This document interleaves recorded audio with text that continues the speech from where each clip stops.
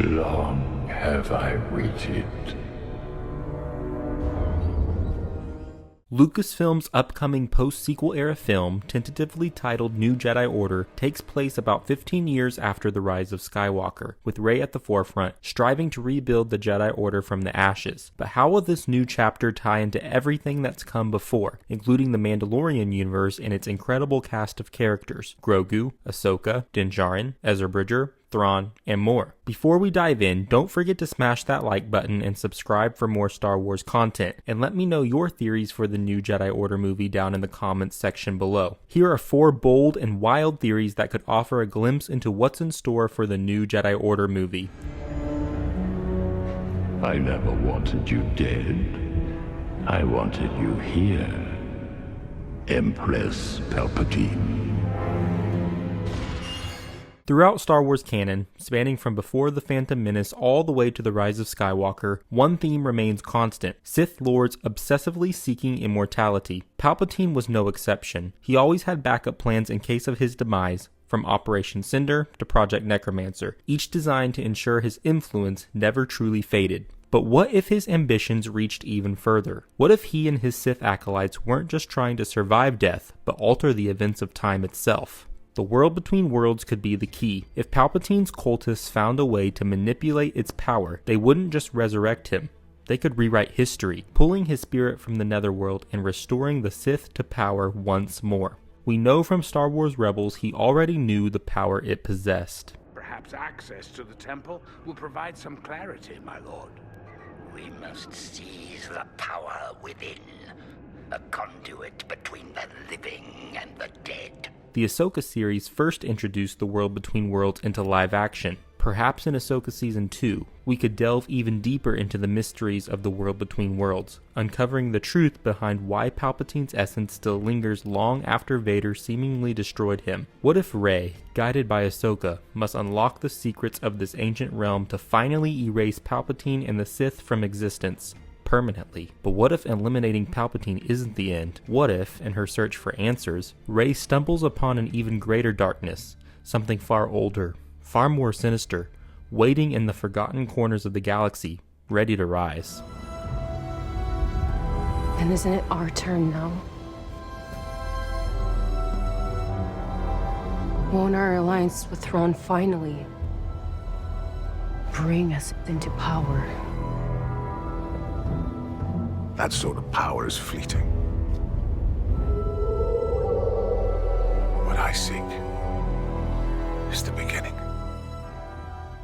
This next theory holds more weight, as it's already been hinted at in canon novels and even explored in previous expanded universe material. Grand Admiral Thrawn is one of the most strategic minds in the galaxy, but many assume he's simply trying to restore the Empire for power. What if that's not his true goal at all? Instead, Thrawn may have seen the Empire, Peridea, and even the Final Order as stepping stones to protecting the Chiss ascendancy, who face a far greater threat than the New Republic or even the Sith. Let me show you what I see. With our enemy distracted, the cargo transfer is now almost complete, which means we shall soon leave this forsaken place. Ahsoka Tano has lost the one thing she could not afford to lose today. Time.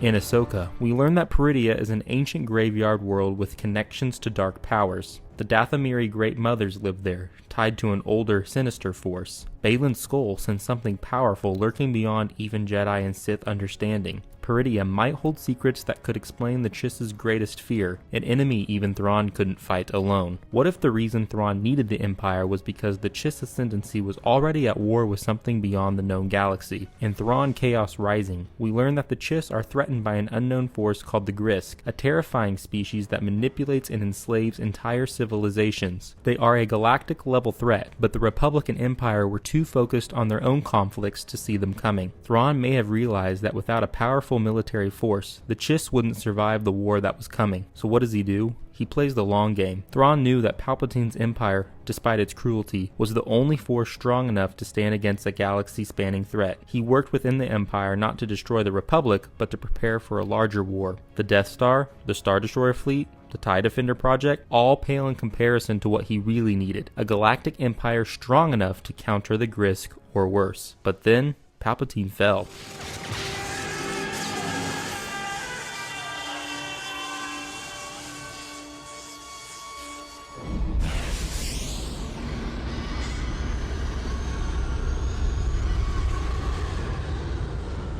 And worse, Thrawn was exiled to Peridea, unable to stop the collapse of the Empire or warn his people. When Thrawn returns to the main galaxy in the Ahsoka series, he has a large army of the undead he plans to utilize to restore the Empire to its power. It's likely that Thrawn was defeated by the New Republic long before the events of The Rise of Skywalker. In the sequels, the final remnant of the Empire, the Final Order, is eradicated by the Resistance, seemingly ending the threat for good. But what if this victory left the galaxy exposed to a far greater danger? Now with the galaxy vulnerable, Rey and her new Jedi Order may find themselves facing the same dark threat Thrawn once sought to prevent. Meanwhile, could Rey also be dealing with a challenge from within her own ranks? Let it be written in song that Din Djarin is accepting this foundling as his son. You are now Din Grogu, Mandalorian apprentice. This is the way.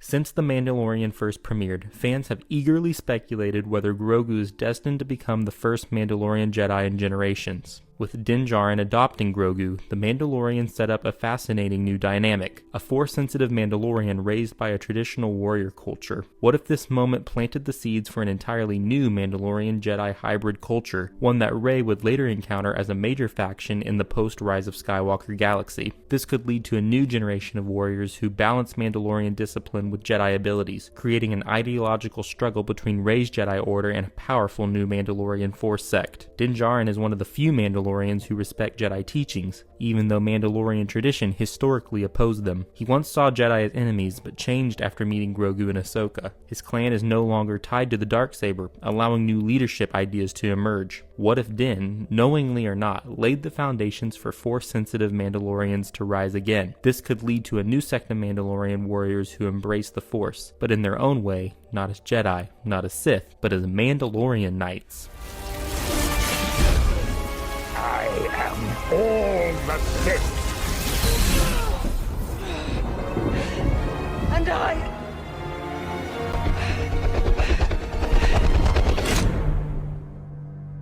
I'm all the Jedi.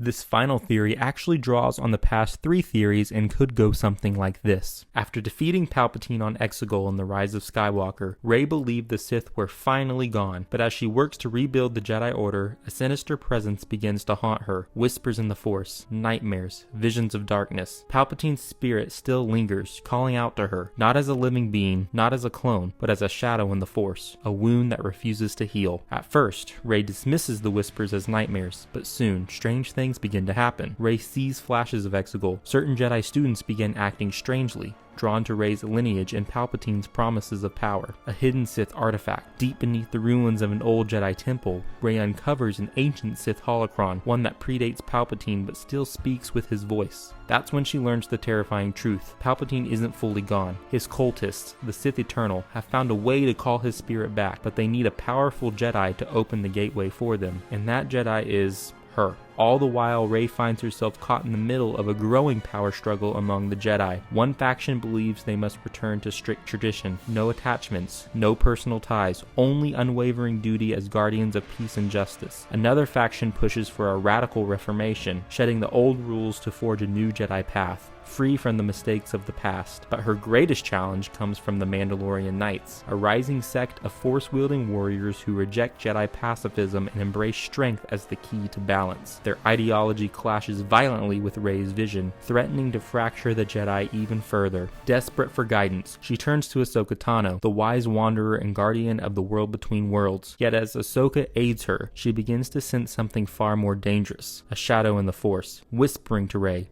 pulling at her soul. A sinister presence is calling, and it may already have its grip on her. In addition, the Republic and New Jedi Order begin to hear whispers of a threat lurking in the unknown regions. The once dismissed threat known as the Grisk are making plans to invade the galaxy, knowing there's no strong military force to detract them. Desperate for strength, Rey turns to the one force she's been warned never to embrace, the dark side. She delves into its secrets, seeking the power to bend the world between worlds to her will, a path that could restore the Sith to their former glory. But as she draws closer to unlocking its potential, Ahsoka Tano, the steadfast guardian of the ancient realm, intervenes. Ahsoka's mastery of the Force allows her to break the dark side's hold on Rey, forcing her away from its corrupting power. In that moment of clarity, Rey understands the truth. The darkness can't be destroyed, only contained. To save the future of the Jedi, she must make an unthinkable choice. Banish herself to the depths of Exegol, sealing Palpatine's spirit away for eternity. In doing so, Rey might finally shatter the cycle that has plagued the galaxy for millennia, but at the cost of her own destiny. What do you think of these theories? Let me know your thoughts in the comments below. And if you want the chance to be featured in a future video, use the link in the description of this video to submit a Star Wars theory or speculation that you have. We should be getting new updates for the new Jedi Order movie within the year, if not within the next few months. Make sure you hit the subscribe button to stay in the know. But there are rumors and leaks circulating about the upcoming Mandalorian and Grogu movie set to release in theaters on May 22nd, 2026. If you want to learn more about these huge reveals, check out this video.